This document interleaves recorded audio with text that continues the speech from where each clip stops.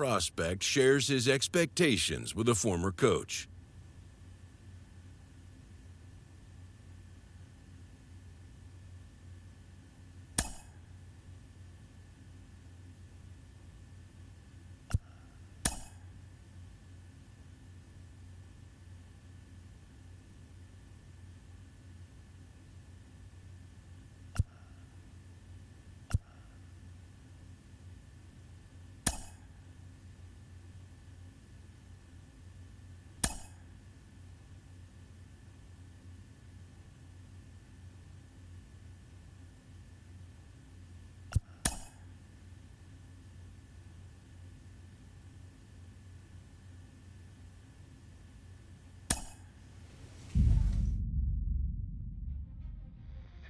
Carlos, you lived that in your baseball career. What's his world like?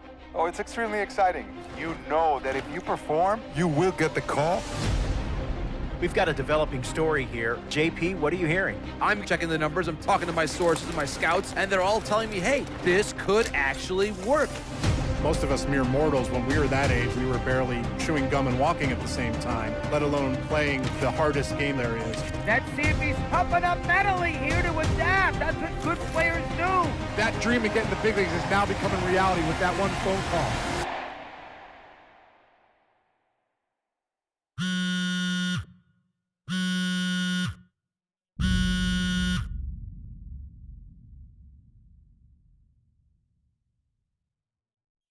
Continuing our MLB Draft Day 2 wrap-up coverage, back to the prospect that we mentioned before the break. There was some surprise, even some criticism of the front office over how early he went off the board. Jonathan Mayo, what do you think of this pick? Man, I don't think any of us saw this one coming. This definitely feels like a reach to me.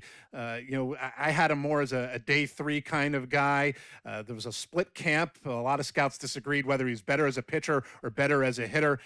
I'm guessing the team felt that he's got potential on both sides of the ball, and maybe that adds some value to him. But this made me scratch my head a little bit for sure. All right, Jonathan Mayo, thanks. What about you, Jim Callis? Was this a head-scratcher or the reach of the draft, as some of the other analysts have suggested? Yeah, I talked to somebody with the team, and they're excited to get this guy. This is a guy they really want. And the 2 points the club made to me were, one, this whole debate, is he a hitter, is he a pitcher? What are you going to do with him? There was a lot of confusion. This team isn't confused. This team feels like he's got very good potential as a hitter and as a pitcher. They may even try to play him both ways. And they felt like there were a couple other teams that were starting to sniff around this guy. And, this isn't the NFL or NBA draft where you could trade down to get a guy you want. If you want a guy, you have to take him because there's no trades. And they felt like if they didn't take him where they did, somebody else was going to get them. And they just absolutely did not want that to happen. Jim Callis, we appreciate the time. Thanks. A minor league manager checks in with one of his players to discuss a launch plan for the young man's development.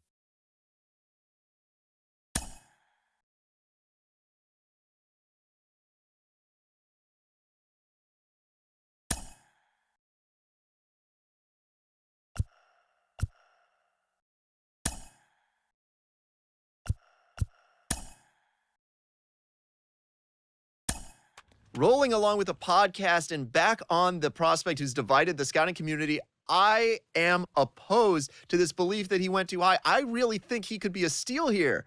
This is a guy who's got so much development left to do. He's got so much potential.